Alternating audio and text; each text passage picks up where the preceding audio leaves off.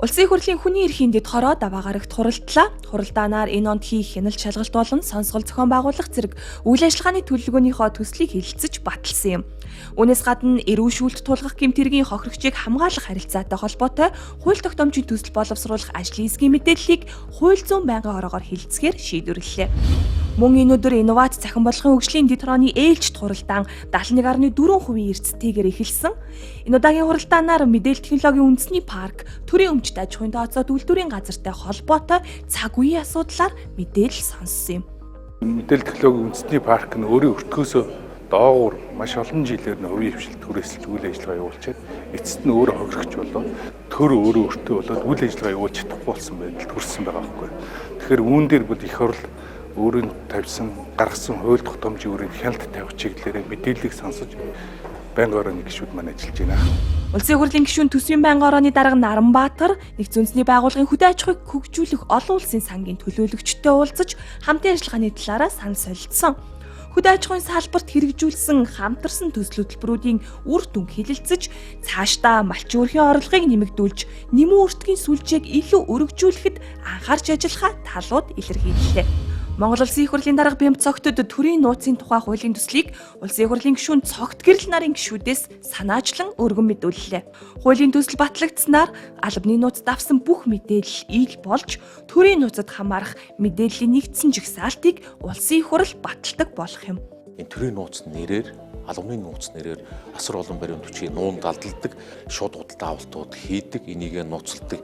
Энэ харилцаа, энэ авилгалын хүч чимтэй хөрс болоод ойрчихсон. Төрийн болоод албаны нууцын тухай хуулийг өөрчлөлт найруулж, нэмэлт өөрчлөлт оруулж, төрийн нууцын хууль буюу энэний хүрээ хязгаарыг багасгахыг парламентаар шийддэг болъё гэж өргөн барьж байгаа.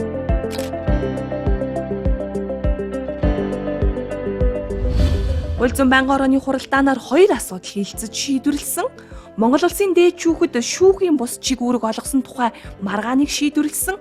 Үндсэн хуулийн цэцгийн дүгнэлтийг хүлээн зөвшөөрөх нь зүйтэй гэж гишүүдийн олон үзэв. Үндсэн хуулийн цэц тэгэхээр хоёр адилхан хуулийн этгээдийг бүртгэхэд хоёр өөр хандлага гаргаж штэ. Нэгдсэн холбоог төрийн ус байгууллага энийг одоо улсын дээд шүүх бүртгэх гэдэг нь буруу юм аа гэж гаргасан дүгнэлтийг бол дэмжиж байна. Мөн үеийнгийн дээрлэлтээс урьдчилан сэргийлэх чиглэлээр эрх зүйн шийдэл боловсруулах ажлын хэсгийг байгуулж Улсын их хурлын гишүүн Одон Туяагаар ахлуулахаар тогтлоо. Мөн энэ өдөр доктортой хөгжлийн зорилгын дэд хорооны хуралдаан гишүүдийн 62.5% эрсдэлтэйгээр эхэлсэн юм. Ээлж хуралдаанаар нэгдсэн үндэсний байгууллагын цөлжилтөд тэмцэх конвенцийн талуудын 17 дугаар баг хурлын бэлтгэл ажил хүлээгдэж буй гол үр дүнгийн талаар нэгдсэн мэдээллийг сонслоо. За бэлтгэл ажлын хувьд бол 56% байгаа юм байна. Бэлчээрийн дорот бол ус. За тэгээ байгаль орчны янз бүрийн шийдлүүдийг гаргах гэсэн юм 3 цогц төлөвлөгөөг танилцуулж байгаа юм. Тэгээд энэ төлөвлөгөөн дээрээ сайн суух одоо ийм шаардлагыг бол ярилцсан байна. Байгаль орчин үндэсгээд аж ахуйн байнгын орооны 26 оны 4 сарын 14-ний хуралдаанд нээснийг мэдэгдэв. Монгол Улсын засгийн газраас өргөн мэдүүлсэн газар зүйн нэрийн жагсаалтад нэмэлт өөрчлөлт оруулахтай холбоотой тогтоолын төслийг үзэл баримтлалын хүрээнд хилцэхийг гишүүдийн 68.2% дэмжснээр чуулганы нэгдсэн уралдаанд танилцуулахаар тогтлоо. Байнгын орооны уралдаанаар хаврын тариалтын бэлтгэл ажил, мал төлөлтийн явцын мэдээ болон цаг үеийн асуудлаар салбарын сайдын танилцуулгыг сонссон. Өнөөдрийн байдлаар улсын хэмжээнд 4.2 сая төл хүлээн авснаас 4.1 сая толгойн боожиж 98.9% боожилттай байгааг танилцуулснаас гадна үр тариа, хүнсний ногоо, малын тэжээл зэрэг тариалтын төлөвлөгөөний хэрэгжилтийг мэдээллээ. Мөн энэ өдөр төрийн байгуулалтын байнгын ороо хуралдаж Монгол Улсын засаг захиргаа нутаг дэвсгэрийн нэгж түүний удирдлагын тухай хуульд өөрчлөлт оруулах тухай хуулийн төслийн эцсийн хэлэлцүүлгийг хийсэн. Харин хүний хөгжил нийгмийн бодлогын байнгын орооны ээлжид хуралдаанаар шинжлэх ухааны технологийн тухай хуульд нэмэлт өөрчлөлт оруулах тухай хуулийн төслийн анхны хэлэлцүүлгийг хийлээ. Бүх Монгол улс даяар судалгаа шинжилгээний бүх ажлуудын тайланг, хадгалдаг мэдээллийн нэгдсэн сантай болно. Яг мэрэгжлийн эрдэмтдийг ардаар очоод чанартай судалгаа хийх боломж бүрдүүлнэ. Энэ чанартай хийсэн судалгаануудыг тэр захиалагч байгууллагууд нь дараа нь өөрийнхөө цаашдын үйл ажиллагаанд ашиглах боломж, тэрнээс хүртэх өгөөж эрс нэмэгдэнэг шаардж байгаа. Төсвийн байнгын орооны хуралдаанаар орон нутгийн хөгжлийн сангийн 2024 оны бүрдүүлэлт, зарцуулалт, үр нөлөөнд хийсэн гүйцэтгэлийн аудитын тайланг сонссон юм. Үүнээс гадна хүү, торгуулийн орлогын бүрдүүлэлт болон хүний зарцуулалтад хийсэн аудитын тайланг ерөнхий аудитор танилцуулсан.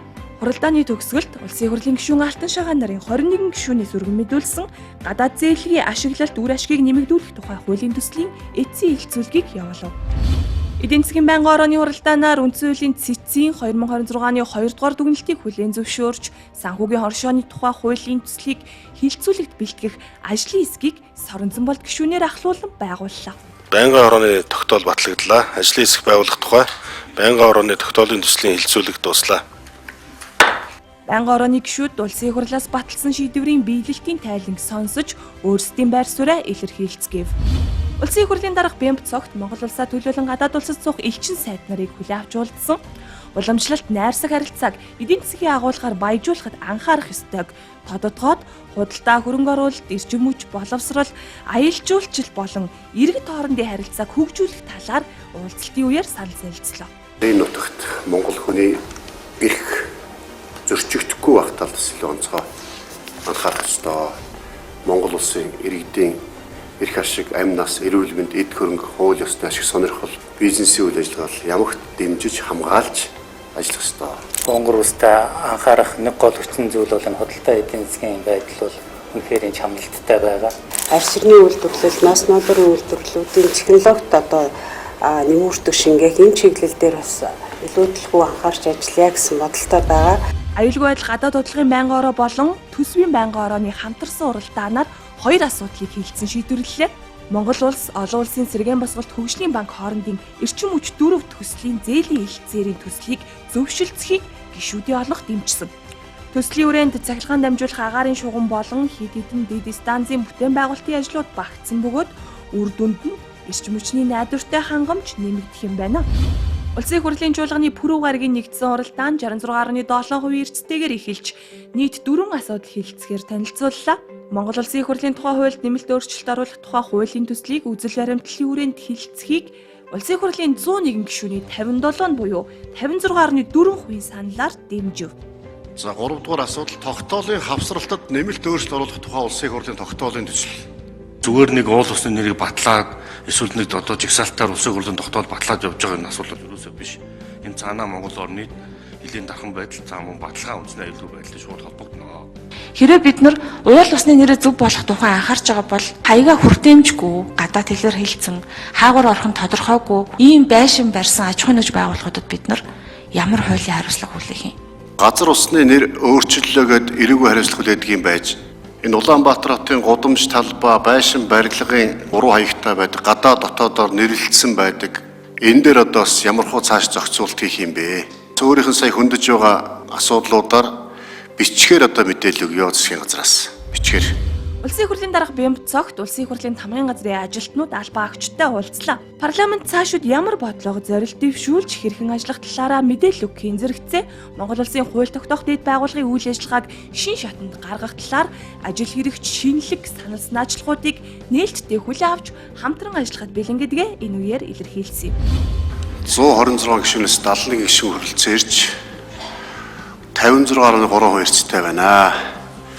Улсын хурлын 2026 оны хаврын ээлж чуулганы 4-р сарын 17-ны өдрийн нэгдсэн уралдаан нээсний мэдэгдэе. Улсын хурлын чуулганы баасан гарагийн нэгдсэн уралдаан хилцүүлгийг нь хийсэн зарим хууль тогтоолын төслийн санал хураалтаар эхэлсэн. Ингээд шинжлэх ухааны технологийн тухай хуульд нэмэлт өөрчлөлт оруулах тухай хуулийн төслийг хүний хөгжил нийгмийн бодлогын байнгын ороонд харин Монгол улсын нутаг дэвсгэрийн газар зүйн нэрийн жагсаалтад нэмэлт өөрчлөлт оруулах тухай улсын хурлын тогтоолын төслийг байгаль орчин хүнсүдэн аж ахуйн байнгын ороонд тус тус шилжүүлв. Гадаад зээлгийн ашиглалт үр ашгийг нэмэгдүүлэх тухай хуулийн төслийн эцсийн хэлэлцүүлгээс улсын хурал дахь арчилсан намын бүлэг нэг өдрийн завсарлага авлаа. Улсын хурлын тамгын газраас улсын хурлын үйл ажиллагаа төрийн ордонтой дотоод гадаадын иргэд зочид төлөөлөгчдийг танилцуулах аяллыг Мегмар, Лавг, Пүрэв, Баасан гараг бүр тогтмол зохион байгуулдаг. Энэ 7 хоногт төрийн ордонд нийт 937 иргэн зочилж улсын хурлын үйл ажиллагаатай танилцжээ.